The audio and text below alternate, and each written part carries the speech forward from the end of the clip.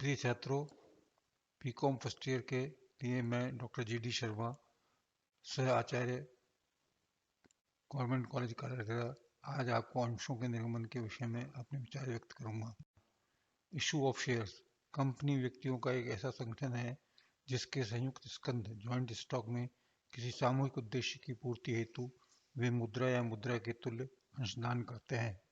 इसका निर्माण तथा समापन अधिनियम नियम द्वारा होता है।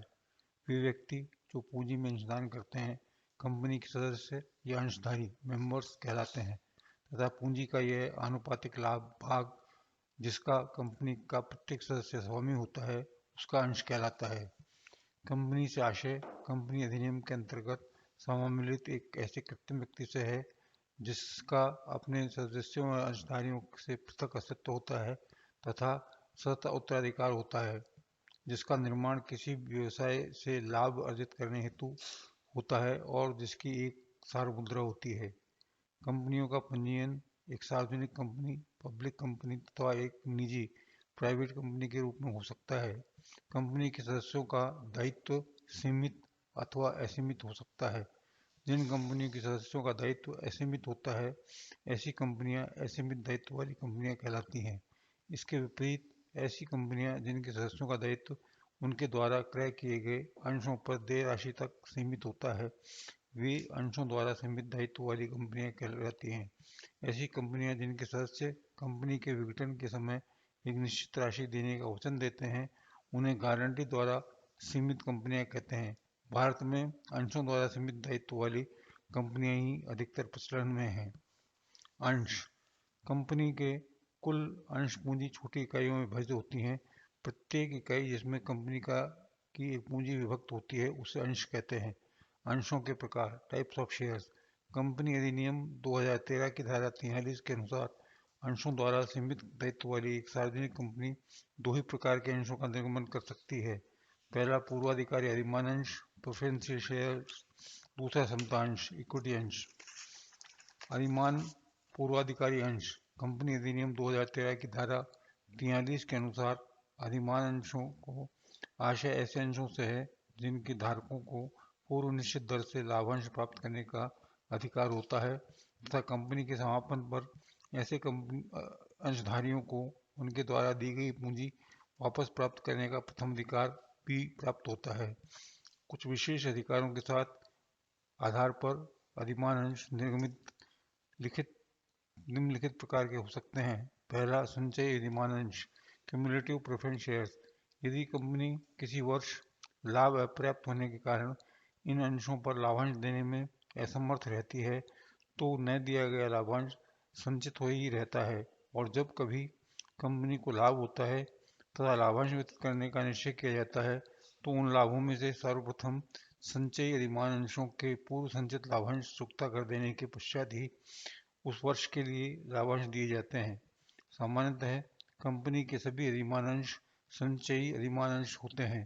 अब तक की कंपनी के अंतर्नियमों में इसके विपरीत कुछ सदस्य व्यवस्था न दी गई हो। असंचयी पूर्वाधिकारी अंश नॉन क्यूमुलेटिव प्रेफरेंस शेयर्स।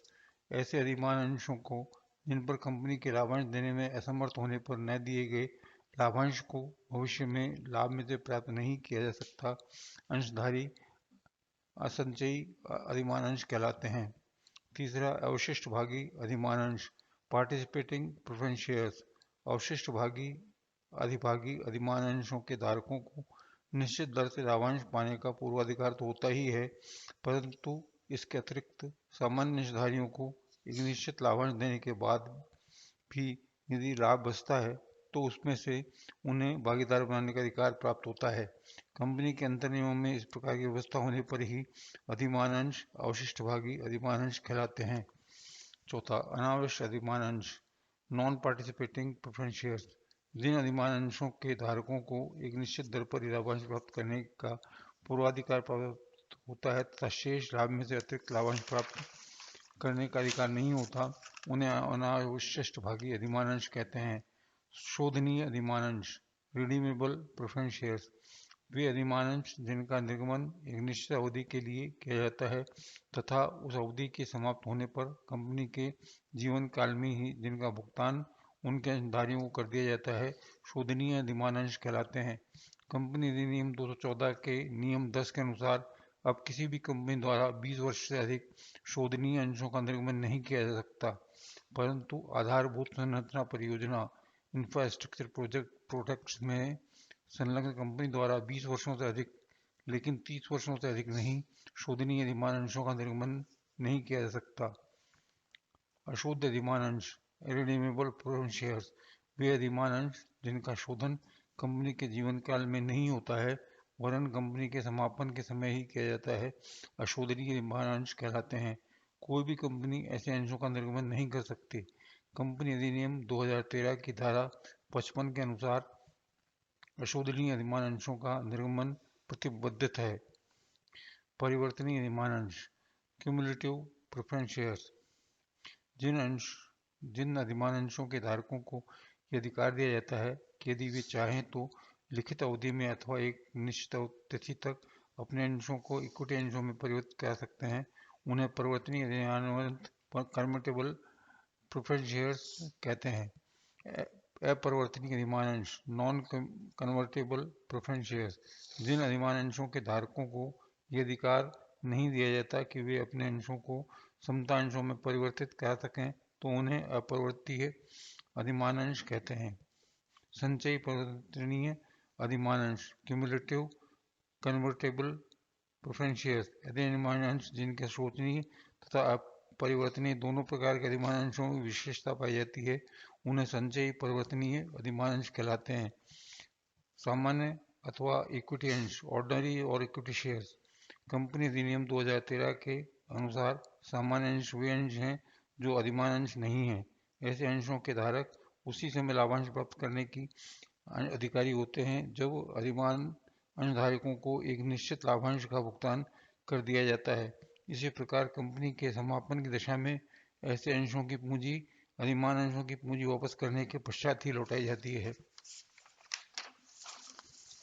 अंश निर्गमन की प्रक्रिया procedure of issue of shares किसी भी कंपनी को अंशों का निर्गमन करने हेतु भारतीय प्रतिनिधि एवं विनिमय बोर्ड सेबी द्वारा संबंध में जारी किए गए निर्देशों का पालन करना पड़ता है। एक सार्वजनिक कंपनी द्वारा अंशों के निर्गमन के संबंध में निम्नलिखित प्रक्रिया अपनाई जाती है। पहला, प्रविवरण का निर्गमन इशू ऑफ प्रोस्पेक्टस। दूसरा, अंशों का लिए आवेदन प्राप्त करना receipt of applicable applications of shares. तीसरा, अंशों का आवंटन करना अलॉटमेंट ऑफ शेयर्स। चौथा, अंशों पर मांग राशि प्राप्त करना रिसीट ऑफ कॉल मनी। प्रविवरण का निर्गमन समामिलन का प्रमाण पत्र प्राप्त करने के पश्चात एक सार्वजनिक कंपनी अंशों को क्रय करने के लिए जनता को आमंत्रित करती है। प्रविवरण में कंपनी के अधिनियम के प्रावधानों तथा सेबी द्वारा जारी किए गए दिशा निर्देशों के अनुरूप अनेक विवरण देने होते हैं। प्रविवरण के साथ अंश आवेदन पत्र भी संलग्न होता है जिसके अंशों के लिए आवेदन करने की प्रक्रिया का विवरण दिया होता है, जिससे कि भावी अंशधारी आवेदन पत्र को आवश्यक सूचनाएं भरकर उसे आवश्यक रकम के साथ कंपनी के बैंक में वापस जमा करा दें।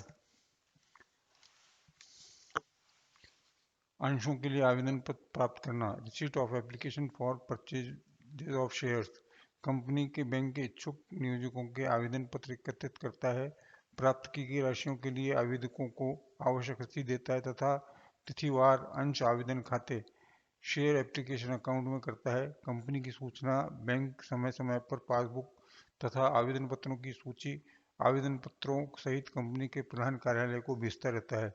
जो आवेदन पत्र राशि सहित सीधे कंपनी के कार्यालय को प्राप्त होते हैं वे भी कंपनी द्वारा कंपनी को भेज दिए जाते हैं।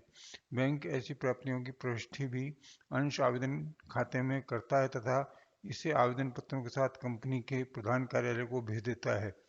निर्धारित अंतिम तिथि तक जितने आवेदन प्राप्त होते हैं कंपनी के कार्यालयों में उनकी जांच की जाती है और यह देखा जाता है कि क्या कंपनी द्वारा निर्मित अंशों के अधिक के लिए आवेदन प्राप्त तो नहीं किए गए हैं। इस संबंध में ध्यान रहे कि कंपनी प्रविवरण में उल्लेखित निर्गमित अंशों से अधिक अंश जनता को नहीं बेच सकती।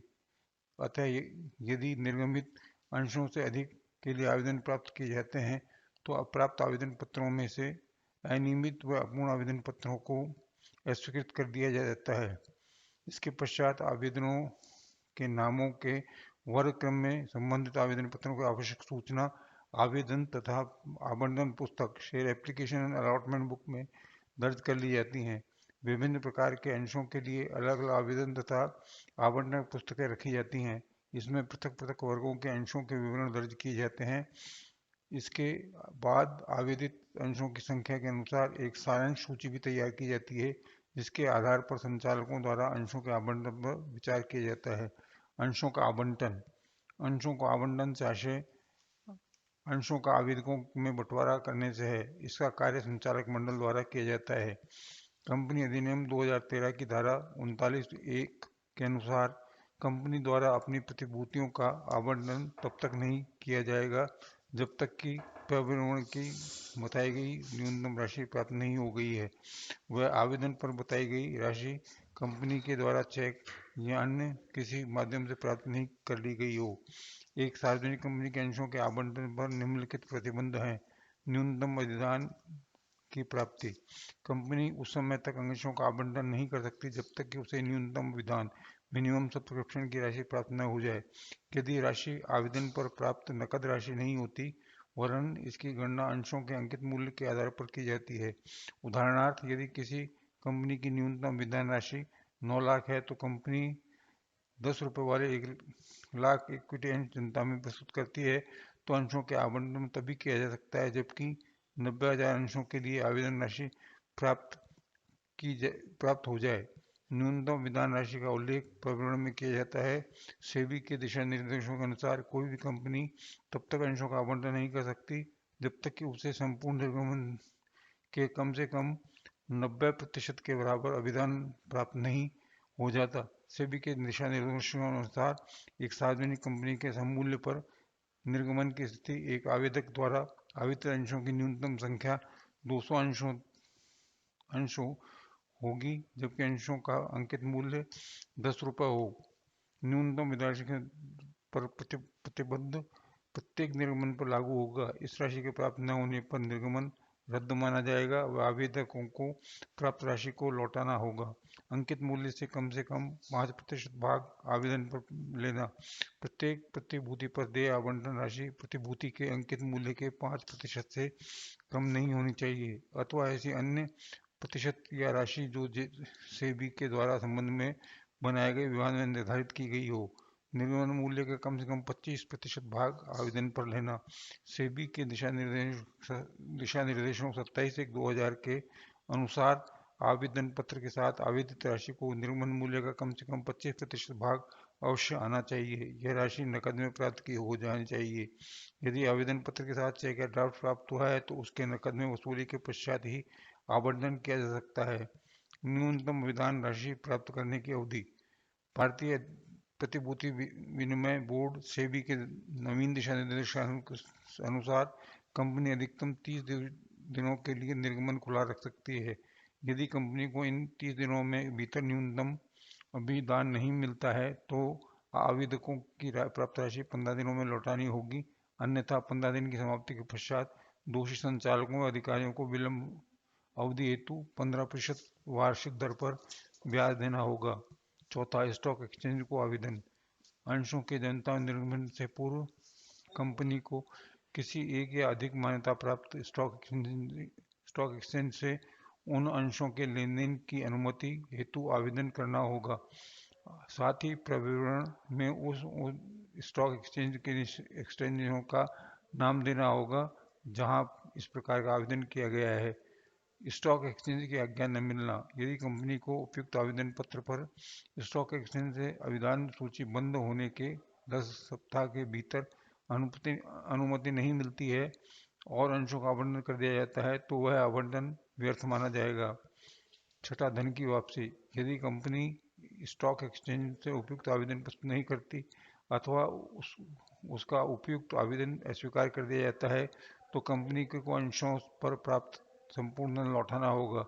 यदि कंपनी धन लौटाने के लिए उत्तरदायी होने के 8 दिनों के भीतर धन नहीं लौटाती है तो 8वें दिन के पश्चात कंपनी उसके संचालक व्यक्तिगत एवं सामूहिक रूप से उस राशि का ब्याज सहित चुकाने के लिए उत्तरदायी होंगे। यदि कंपनी को उपयुक्त आवेदन पर स्टॉक एक्सचेंज की अनुमति मिल जाती है तो उसे उत्तरदायी होने के 8 दिनों के भीतर आवंटित अंशों से संबंधित राशि से अधिक राशि लौटानी होगी। ऐसा न करने पर उसके संचालक व्यक्तिगत एवं सामूहिक रूप से उस राशि का ब्याज सहित चुकाने के लिए उत्तरदायी होंगे।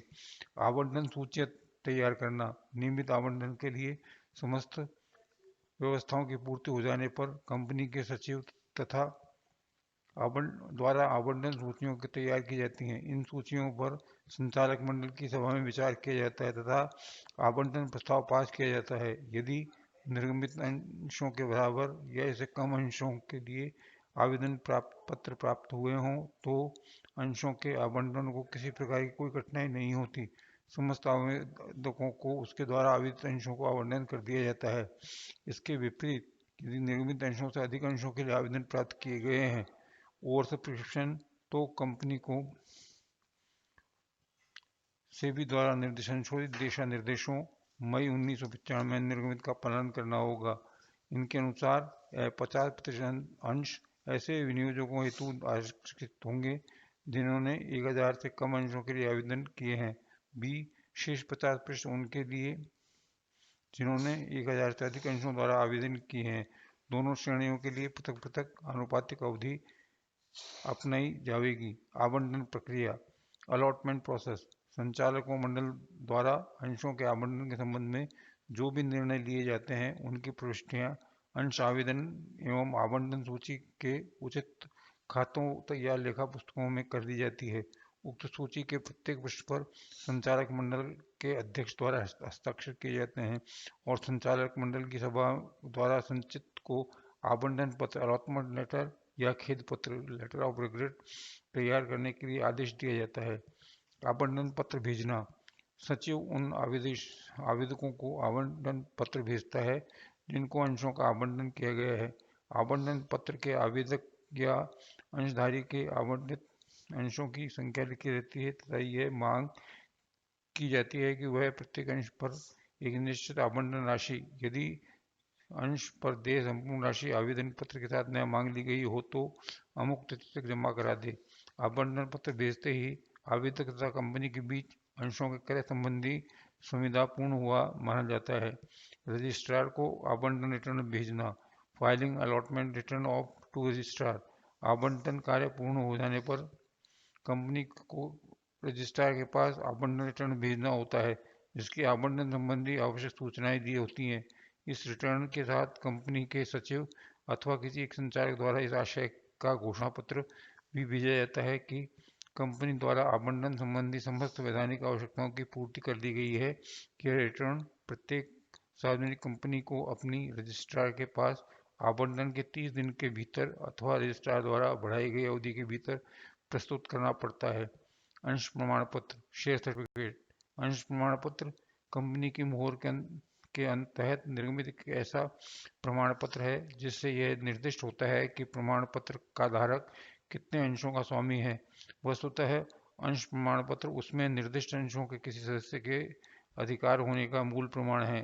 कंपनी अधिनियम 2013 की धारा 46 के अनुसार कंपनी की सर्वमुद्रा के अधीन जारी किया गया प्रमाण पत्र इस बात का प्रथम दृष्टया साक्ष्य है कि उसमें लिखित अंशों के स्वामी हैं। ये प्रमाण पत्र अंशधारी के स्वामित्व का प्रथम दृष्टया साक्ष्य है। धन्यवाद।